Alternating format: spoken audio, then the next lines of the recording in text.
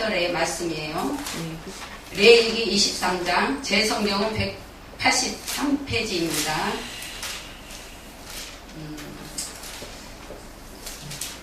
44절까지인데 33절까지 제가 읽는 게 낫겠죠? 예, 제가 읽습니다. 여호와께서 모세에게 일러 가라사대 이스라엘 자손에게 고하여 이르라. 7월 15일은 초막절이니 여호와를 위하여 7일 동안 지킬 것이라. 첫날에는 성회가 있을지니 너희는 아무 노동도 하지 말지며 7일 동안에 너희는 화제를 여호와께 드릴 것이요 제8일에도 너희에게 성회가 될 것이며 화제를 여호와께 드릴지니 이는 거룩한 대회라.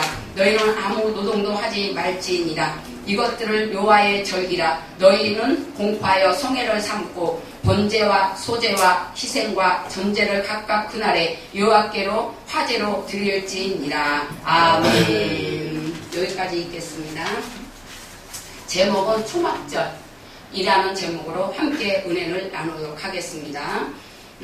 오늘의 말씀의 중심은 초막절의 의미와 상징적인 의미에 대해서 말씀을 상고하면서 함께 은혜를 나누도록 하겠습니다. 첫째, 초막절은 과거 이스라엘에게 베푸신 하나님의 은혜를 기념하는 절기입니다.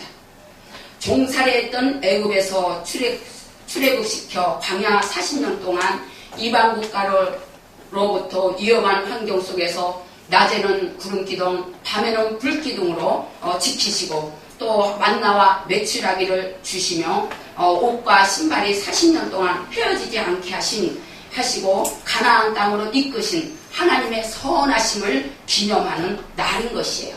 할렐루야. 이 모습은 바로 나의 모습인 것입니다. 과거부터 현재까지 지키시고 보호하신 하나님께 감사하는 절기입니다. 이날은 8일 동안 아무 노동도 하지 않고 온 가족과 객과 이방인도 참석하여서 즐겁게 지내는 절기입니다. 그러니까 토요일부터 시작해서 다음 주 토요일까지 이렇게 절기를 지켰어요.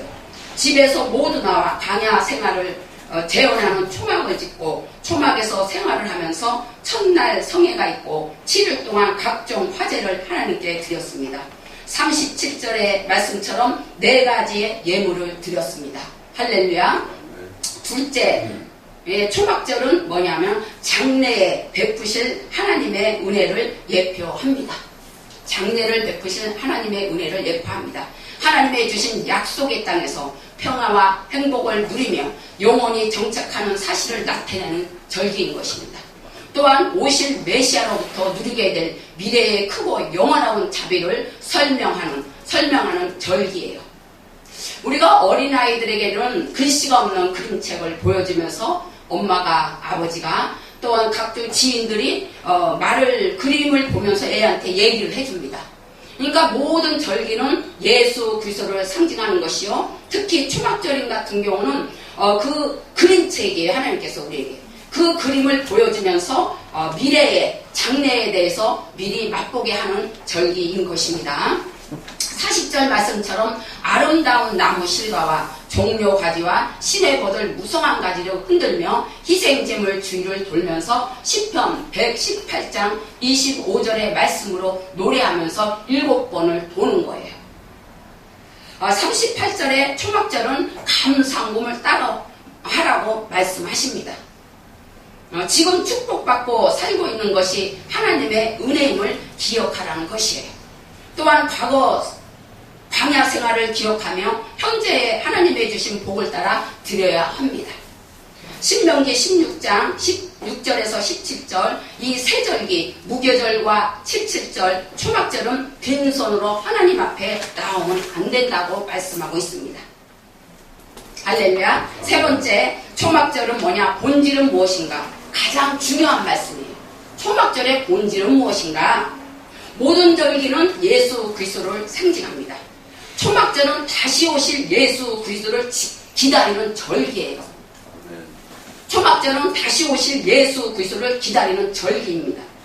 강대상 앞에 잘 익은 오곡백과를 넣고 극상품에 각종 과일을 싸고 예배드리는 것도 좋지만은 절기의 분위기에 취해서 예수 그리스도를 놓치면 안 된다는 거예요. 본질은 없고 형상만 있는 절기가 되고 마는 것이죠.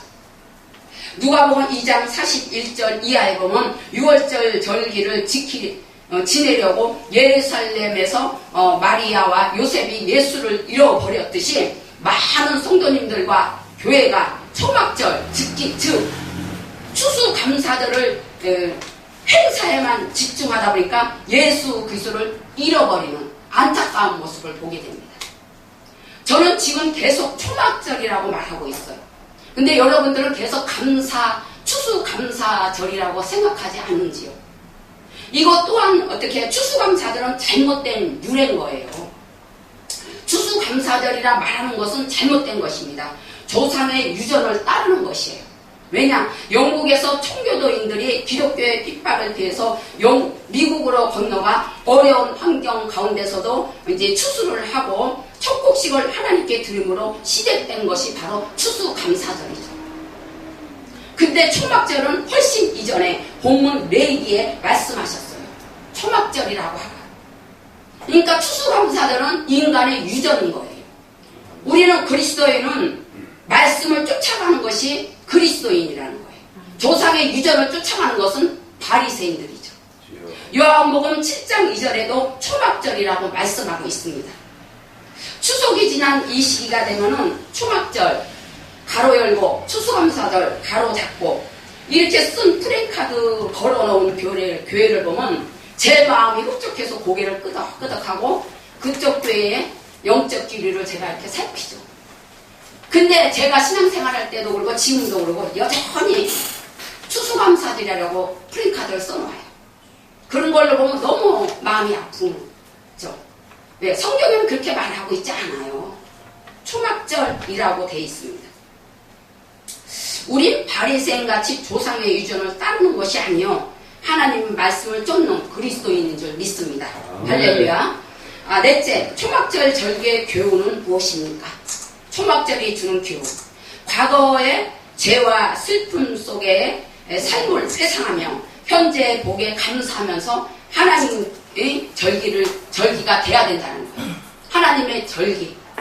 강대상 앞에 놓인 오곡배가처럼 알곡성도가 되어 천국에 갈 것을 소망해야 한다는 것입니다. 아멘. 예수 그리스도께서 이루신 절기는 무엇입니까? 잘 들으셔야 돼요. 잘 들으셔야 돼요. 요한복음 19장 28절에서 37절은 6월절을 예수 그리스도께서 이루셨어요. 요한복음 19장 38절에서 42절은 무교절도 예수 그리스도께서 이루셨어요. 요한복음 20장 1절 이하는 부활절도 이루셨어요. 물론 인자의 모습으로 계실 때 요한복음 7장 2절 이하에 보면은 제자들에게 어떻게 이날도 초막절을 지키라고 예수 그리스도께서 말씀하셨고 본인은 비밀리에 초막절에 예루살렘에 올라가시고 마지막 끝날 절기에 예수 그리스도께서 말씀하셨지요. 누구든지 목마르거든 내게로 와서 마셔라. 나를 믿는 자는 성경의 이름과 같이 그 배에서 생수의 강이 흘러내리라고 이렇게 외치는 것이에요. 이 시간 모든 성도님들도 배에서 생수의 강이 흘러넘치기를 예수 그리스도 이름으로 축원합니다. 할렐루야. 예수 그리스도께서 초막절만 아직 이루지 못하셨다는 거예요. 이것이 중요한 거예요.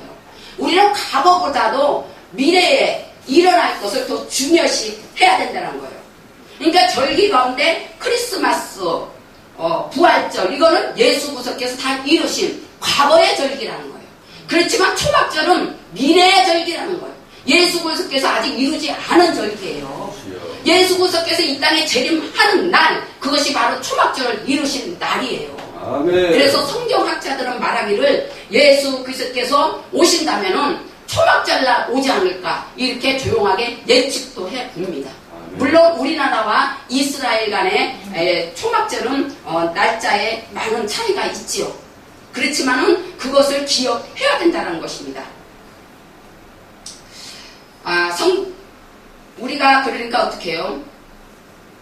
강대상의 앞에 놓은 이 그림책을 보고서 무엇을 생각하냐? 하늘나라의 부요함. 우리가 천국에 가면 이렇게 부족함이 없지. 내가 이렇게 알곡이 돼야지. 이런 것을 기억을 해야 되고 이것을 가르쳐야 된다는 거예요. 근데 추수감사절의 본질을 잃어버리고 형상만 있는 감사헌금만 강조하는 듯한 얼마를 내야 되는가 궁금해하는 성도들도 있어요.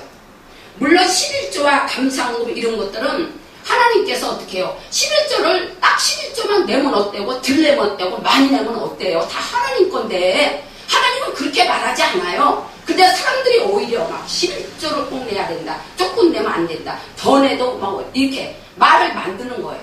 하나님은 모든 말씀은 비유로 말씀하셨는데 특별히 11조와 이런 감사헌금에 대해서는 뭐라고 하셨냐면 수학적 비유로 말씀하신 거예요. 그러니까 어떻게 하나님 앞에 10,000원을 드리든 1,000,000원을 드리든 어때요? 11조를 드렸다. 그랬을 때는 어떻게 해요? 10의 구조는 하나님의 것입니다. 라는 신앙 고백이죠. 아멘. 그걸 더 드리면 어때고 또 못 드리면 어때요? 하나님은 그걸 따지지 않아요. 사람들이 따지죠, 그거를. 다 하나님 건데. 그래, 하나님은 이렇게 물질에 대해서는 수학적 비유로 말씀하셨고, 또 가수원 비유로 말씀하셨고, 농사 비유로 말씀하시는 것은 하나님과 우리 사이의 피조물과 창조주 사이에 너무나 차이가 많이 나기 때문에 하나님께서 이렇게 땅에 있는 비유로 말씀하는 거예요. 그래서 그 비유를 열어달라고 성도들도 기도해야 될 줄 믿습니다. 아멘. 결론입니다. 성도들은 과거에 죄악된 슬픔, 과거에서 현재 복된 자리로 인도하신 하나님의 은혜에 감사할 줄 알아야 합니다. 이것이 뭐냐면은 내 앞에 만몬신, 세상신, 물질을 놓는 것이 아니요 하나님을 내 앞에 우선순위로 세우는 믿음의 고백인 것입니다. 이것이 초막절 규례가 되어서 우리에게 가르쳐주는 교훈인 것입니다. 제가 어느 기도원에 갔는데 요즘에 기도원에 많은 사람들이 모이지 않잖아요. 그렇다고 제가 몇십만 원 딱 꺼내가지고 미래 강대상 앞에 과일 같은 거 진열해 놓으면 좋겠는데 그러지 못한 환경 가운데 있는데 원장님이 안타까워하는 마음으로 자꾸 이리 진열해 놓는 거에 신경을 많이 쓰더라고요. 그래서 하나님 저런 것들을 꼭 하는 것이 하나님의 뜻이니까 물었을 때 하나님께서는 뭐라고 말씀하셨냐면은 성도들에게 물질로 헌금하는 것도 가르치라 이렇게 말씀하더라고요. 그러니까 헌금을 많이 하냐 적거냐 이것이 중요한 것이 아니라 성경적인 바른 헌금관을 가르쳐야 된다는 거예요. 근데 추수감사절 즉 초막절에는 감사헌금을 하라 이렇게 돼 있어요. 할렐루야. 또 두 번째 우리가 알아야 될 것은 두 번째 초막절을 통해서 우리의 이 땅의 삶이 초막의 삶 즉 나그네임을 알고 우리의 영원한 초소는 천국임을 기억하는 절기 이것이 바로 초막절의 본질인 것입니다. 세 번째 예수 그리스도 재림 이후 성도들이 누릴 영원한 즐거움, 풍요로움을 예표하는 것입니다. 할렐루야. 이 시간 모든 성도님들은 초막절의 복을 받아서 다시 오실 예수 그리스도 마라나타의 신앙으로 준비하시기를 예수 그리스도 이름으로 축원합니다. 아멘.